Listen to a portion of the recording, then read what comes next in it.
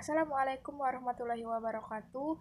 Nama saya Rahma Oktavia, saya dari kelas 10 Farmasi 1 dan di sini saya akan membuat tugas DDK yang menjelaskan tentang cara menggunakan dan fungsi dari Erlenmeyer, cawan penguap, sendok tanduk, corong gelas, water bed, sudip, kaca arloji, Briquet glass, penjepit, batang pengaduk, stapel, mortir, dan fungsi-fungsi dari alat berikut adalah yang pertama, kaca arloji.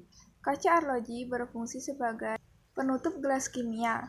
Yang kedua, Briquet glass yang berfungsi untuk mengaduk, mencampurkan, dan memanaskan suatu zat. Erlenmeyer berfungsi untuk mengukur, mencampurkan suatu zat. Kemudian, cawan penguap berfungsi untuk wadah atau tempat penguapan.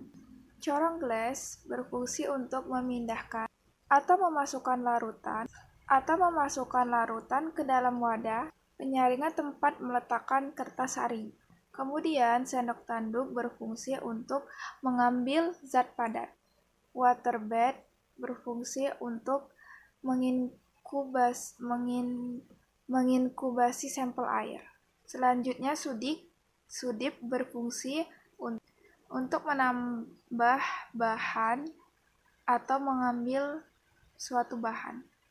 Kemudian, penjepit berfungsi untuk menjepit tabung reaksi di saat proses pemanasan dan untuk mengambil kertas saring dan benda-benda lain di saat dalam kondisi panas. Batang pengaduk berfungsi untuk mencampurkan bahan kimia. Spatel berfungsi untuk memeriksa lidah pasien.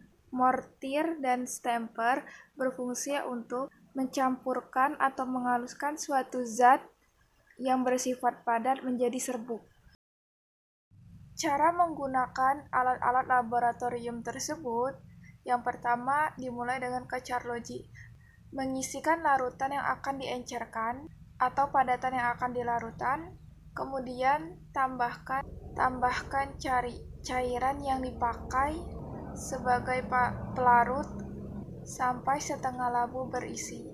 Kocok, kemudian tambahkan atau penuhkan labu sampai tanda batas sumbat. Kemudian pegang tutupnya dengan jari. Kocok sambil membolak-balikkan labu sampai menjadi homogen. Yang kedua, Briquet glass. Caranya dengan menuangkan cairan ke dalam gelas. Yang ketiga, Erlenmeyer. Yang pertama, pegang Erlenmeyer, masukkan larutan yang akan digunakan. Kemudian diguncangkan secara cepat. Cawan penguap. Yang pertama, simpan zat tersebut pada cawan, lalu panaskan sampai terdapat endapan. Pipa kapiler dimasukkan pada zat yang akan ditentukan titik lelehnya. Kemudian tekan penekan pada penjepit, kemudian jepitkan pada tabung reaksinya. Yang kelima, corong gelas. Yang pertama, ambil corong gelas, kemudian posisikan pada wadah baru yang akan digunakan. Jika ingin memindahkan larutan, pastikan corong tersebut bagian inputnya tidak bergoyang-goyang. Setelah itu, tuangkan. Yang keenam, sendok tanduk. Pegang sendok tanduk, lalu ambil bahannya menggunakan sendok tersebut dengan mengangkat sendoknya ke arah zat tersebut. 7. Water bed. Pertama, air dimasukkan ke dalam bejana. Yang kedua, atur suhu dan hidupkan water bed. Masukkan benda yang akan dipanaskan ke dalam air. Letakkan benda pada salah satu lubang. 8. Sudip. Pegang sudip dan angkat sudip dengan melengkungkan sudip untuk mengangkat bubuk tersebut. 9. Penjepit. Pertama-tama, menekan pada pendekan penjepit yang berada di samping pegas, kemudian jepitkan. 10. Batang pengaduk. Yang pertama, siapkan dan potong batang yang terlalu panjang dan poleskan pada kedua ujungnya. Yang kedua, ketika basah, bersihkan setiap pemakaiannya agar tidak tercampur dengan zat yang lain. Ketiga, ketika selesai, letakkan ke dalam beaker yang berisi air suling, kemudian aduk. 10 spatter. Yang pertama, menekan lidah pasien ke atas dan ke bawah sehingga terlihat lebih jelas di dalam tenggorokan.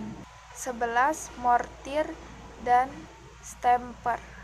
Yang pertama, mulut dan mortir senantiasa mengarah ke sebelah kiri. Yang kedua, stamper dipegang seperti memegang alat tulis. Kemudian diputar berlawanan ke arah jarum jam. Sekian dari saya. Wassalamualaikum warahmatullahi wabarakatuh.